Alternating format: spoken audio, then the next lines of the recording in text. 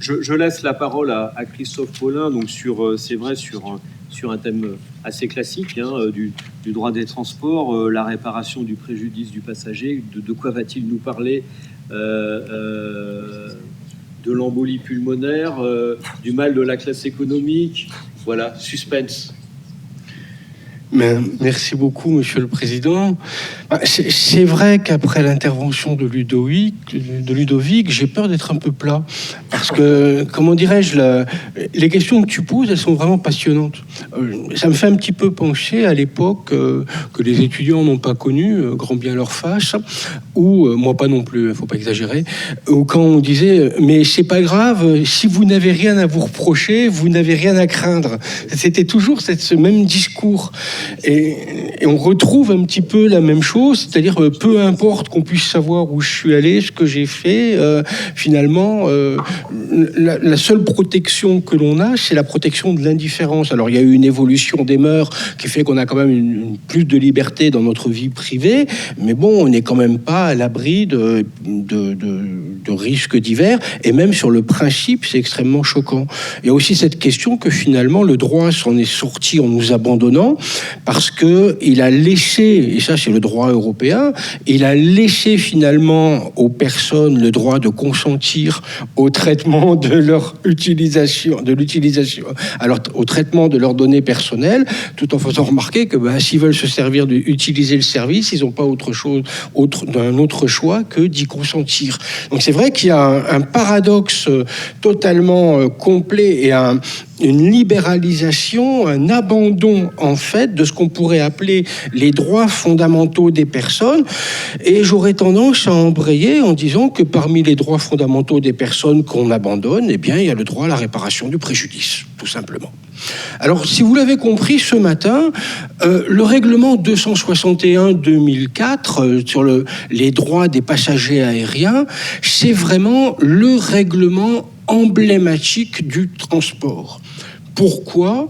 Parce que c'est le premier règlement qui accorde aux passagers des droits qu'on qualifie de consuméristes, c'est-à-dire qui nous protègent dans les inconvénients ordinaires du transport. On a un retard de vol, on a une annulation, on a un surbooking, on a des droits qui vont correspondre à ça et qui même, s'ils sont relativement encadrés, sont quand même assez efficaces. Par exemple, si jamais on est débarqué parce que le transporteur aérien a vendu plus de places qu'il n'avait de place dans l'avion, on a droit à une indemnisation qui est pas du tout inintéressante. Et donc, ce règlement, finalement, est l'amorce d'une démarche protectrice du passager, protectrice du voyage. Et jusqu'à présent, c'est une démarche novatrice parce que jusqu'à présent, le droit se concentrait sur la réparation du préjudice et c'était en particulier l'objet des conventions internationales, c'était l'objet, vous le savez, de l'obligation de sécurité du transporteur. Et l'Union européenne, il faut le dire quand même, a joué un rôle très très positif dans la réparation du préjudice du passager. En 2002, elle a étendu l'application d'une convention révolutionnaire en matière de transport aérien, dont je reparlerai un petit peu plus tard, qui est la fameuse convention de Montréal, qui nous offre, à nous autres passagers aériens, une protection qui est inespérée en matière de réparation de notre préjudice corporel. Et on a un petit peu l'impression qu'à un certain moment, on a atteint, on est dans les années, allez, on va dire 2004, 2005, c'est pas si vieux que ça. Enfin, vous étiez pas né, désolé. Bon. Bref, on est dans les années 2004-2005, on a l'impression qu'on a atteint un certain équilibre. C'est-à-dire que on a atteint une satisfaction réelle du droit fondamental à la réparation des dommages causés à notre intégrité. C'est quand même, il faut le dire, la moindre des choses. Donc maintenant, on commence à s'occuper un peu des conditions de voyage et on va voir comment on peut arranger ça.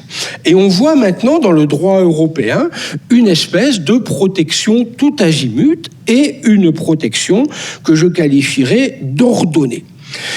Eh bien, cette vision est trompeuse. Cette vision est trompeuse parce que, au fur et à mesure des réglementations, on a vu la protection du passager, la protection du voyageur se développer et, corrélativement, la réparation du préjudice s'affaiblir. Et on a un petit peu cette impression que désormais, l'Union européenne va utiliser la protection des droits communs, retard, annulation, remboursement, correspondance manquée, tout ce qu'on veut. On n'a pas le droit de prendre la bicyclette dans le train, tout ce que vous voulez. On a un peu l'impression que le droit européen va utiliser cette protection consumériste du passager pour faire passer la limitation, voire le réel affaiblissement du droit fondamental à la réparation du préjudice. Deux étapes en quelque sorte, qui sont encore aujourd'hui un peu confondues. On peut parler d'une part d'un dépassement de la réparation du préjudice du passager et ensuite d'un délaissement de la réparation du préjudice du passager. Alors, s'agissant d'abord de ce fameux dépassement. Alors d'abord, la réparation du préjudice causé au passager, on le sait, c'est une problématique constante du transport de voyageurs. Jérémy nous disait que vous étiez intervenu en matière de transport de marchandises et vous connaissez l'importance des plafonds de responsabilité pour le transporteur de marchandises. Et vous savez bien aussi que dans l'économie même du transport de marchandises, il n'y aurait pas de transport s'il n'y avait pas ces plafonds extrêmement puissants de réparation. Eh bien, à l'origine, même dès qu'on a commencé à s'intéresser à la réparation du préjudice du passager, ça n'était pas du tout pour protéger le passager. C'était pour protéger le transporteur. Si l'on remonte à l'obligation de sécurité de 1911, avec l'arrêt de la Chambre civile du 21 novembre 1911 qui crée l'obligation de sécurité, c'est bien joli. Mais à l'époque, il s'agissait de faire quoi ? Il s'agissait de créer une obligation contractuelle de sécurité qui permettait aux transporteurs d'opposer aux passagers les clauses limitatives, en l'espèce c'était une clause attributive de juridiction, mais bon, les clauses limitatives de son contrat. Si on n'avait pas créé cette obligation contractuelle de sécurité, on partait sur une responsabilité délictuelle et le transporteur payait plein pot. Donc, déjà, 1911, on protège le transporteur. Mieux encore, et c'est compréhensible, avec la Convention de Varsovie. La Convention de Varsovie, nous sommes en 1929 et nous sommes dans l'essor du transport aérien. Essor du transport aérien, on n'a pas de radio, on n'a pas de radar, on pilote, je pense, un petit peu comme on peut, j'imagine. Si j'étais méchant, je dirais qu'on pilote comme certains collègues naviguent, mais bon, je vise personne en particulier. Et à partir de là, non, private joke, faites pas attention.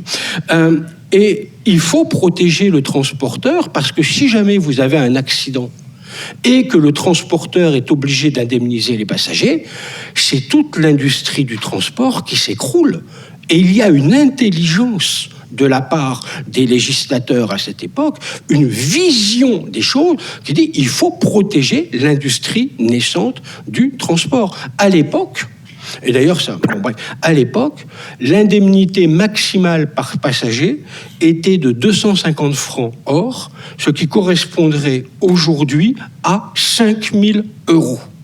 Donc on voit bien en quelque sorte cet objectif. Et on comprend qu'il a fallu un très très long chemin pour faire évoluer intellectuellement la protection du passager. Et là, on touche aux droits fondamentaux. On commence à se dire, on ne plaisante pas avec l'intégrité physique des gens. C'est pas une variable d'ajustement. Il faut protéger les personnes parce que nous méritons d'être protégés.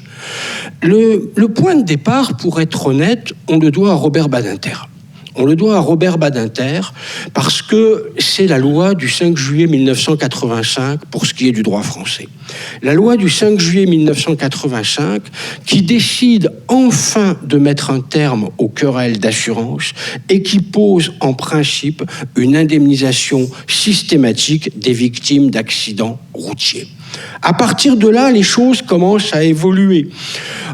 Les moyens s'apportent. Par exemple, en 1999, on a la fameuse, j'en parlais tout à l'heure, Convention de Montréal. Si vous prenez la Convention de Montréal, c'est très simple. On passe d'une indemnisation limitée, qui était montée 5 000, et puis avec les protocoles, elle est montée à 100 000 euros.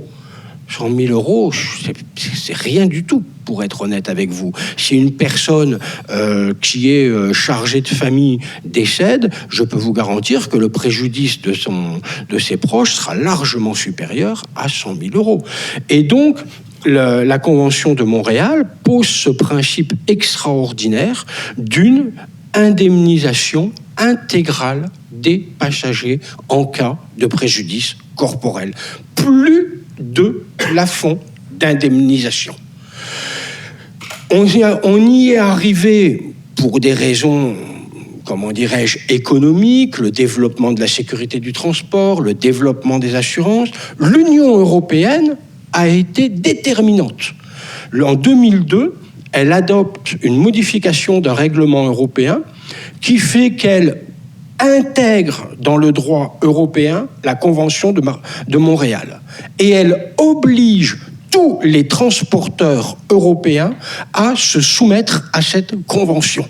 Il n'y aurait pas eu l'Union européenne, la Convention de Montréal était morte. Donc vraiment, on arrive à quelque chose de remarquable. En transport ferroviaire, on a aussi l'obligation de sécurité. Il faut quand même attendre 2008 pour que cette obligation de sécurité prenne une véritable puissance. Parce qu'on nous avait dit, oui, l'obligation de sécurité, obligation de résultat, tout ce que vous voulez, mais il reste quand même la force majeure. Dans 90% des cas, un accident, c'est la force majeure. C'est pas le transporteur qui va foutre son train, si je puis m'exprimer ainsi, dans un tunnel. Et l'affaire... En 2008, en 1999 pour être précis, l'affaire a été jugée en 2008, c'est l'affaire Caillot. L'affaire Caillot, c'est une affaire particulièrement dramatique.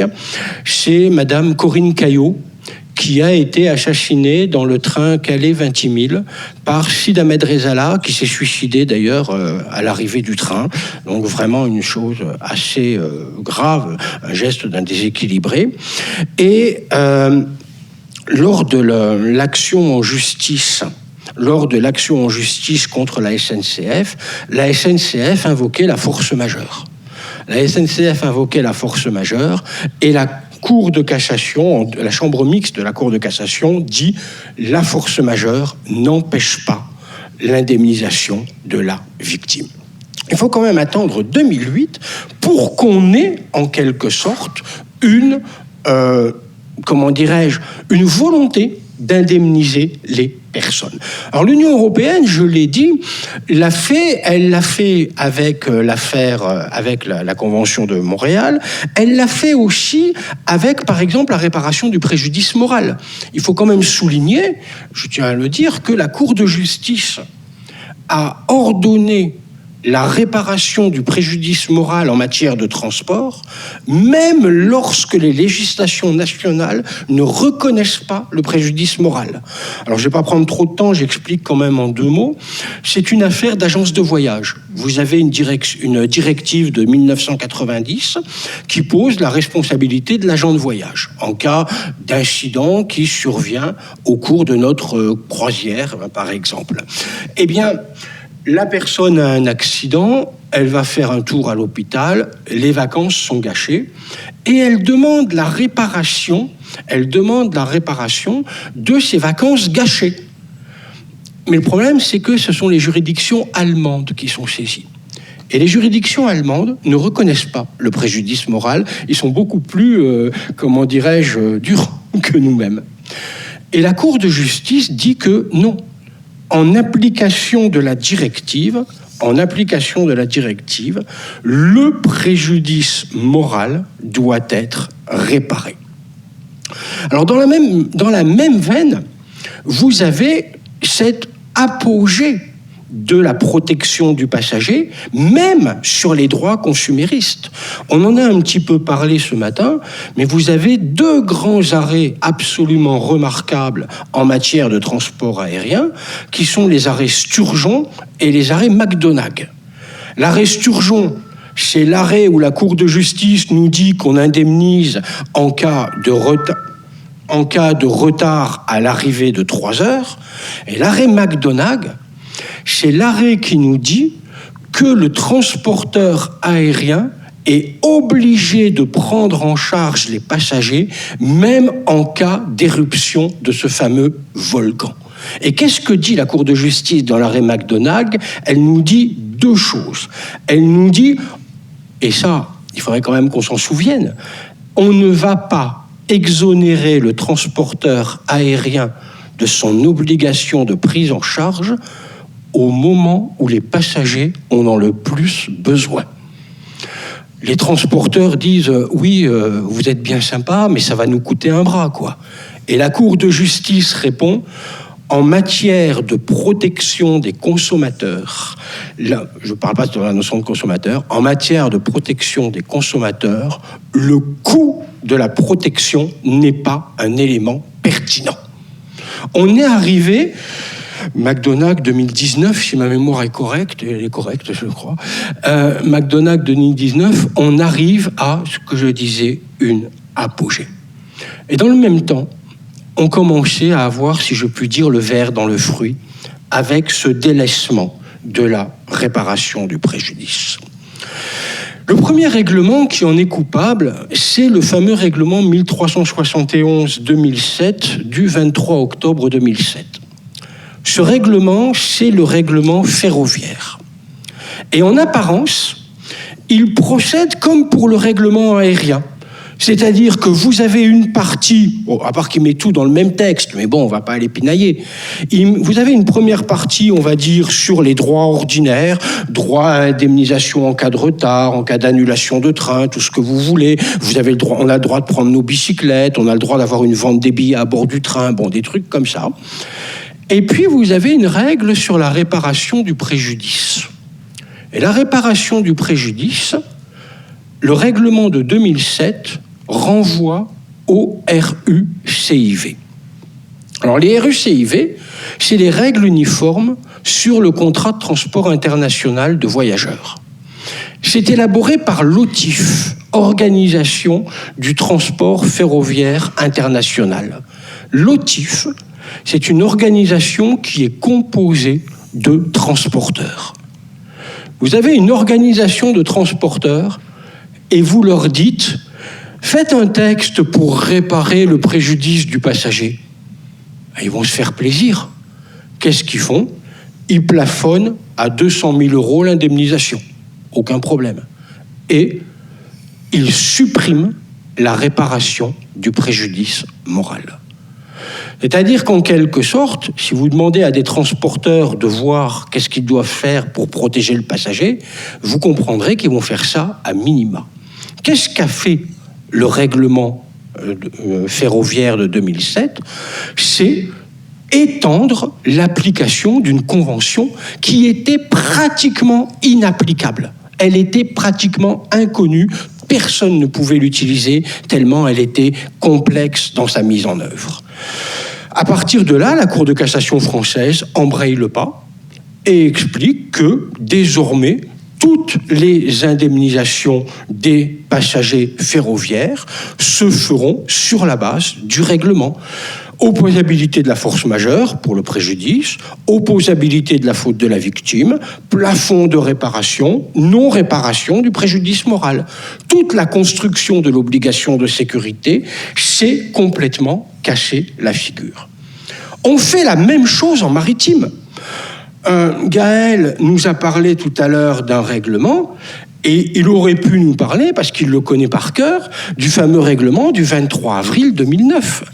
Le règlement du 23 avril 2009, c'est le règlement qui applique, qui gère la responsabilité du transporteur maritime pour les dommages causés tout de suite, pour les dommages causés aux passagers. Et qu'est-ce que fait ce règlement ? Il applique une convention qui est la convention d'Athènes, que la France n'a même pas voulu ratifier, tellement elle n'est pas protectrice des passagers. Et l'on voit bien, si vous voulez, cette espèce de mécanisme qui tend à utiliser la protection consumériste comme un cheval de Troie pour une destruction de la réparation du préjudice. Vers quoi est-ce que l'on évolue ? On évolue en fait vers des droits des passagers, il ne faut pas se tromper, mais vers des droits standards. Qu'est-ce qui va intéresser une entreprise ? C'est tout ce qui est prévisible, tout ce qui est clair, tout ce qui est net. Vous devez telle somme si vous avez 1 heure de retard. Vous ne devez pas telle somme si vous est arrivé tel et tel événement. Si vous devez telle somme, ça ne doit pas être plus plafonné. En conclusion, et je dirais que, pour paraphraser mon collègue Ludovic, je dirais que de la même manière qu'en matière de protection des données personnelles, on a une standardisation de la protection des droits des passagers au détriment de la réparation fondamentale de leur préjudice. Je vous remercie.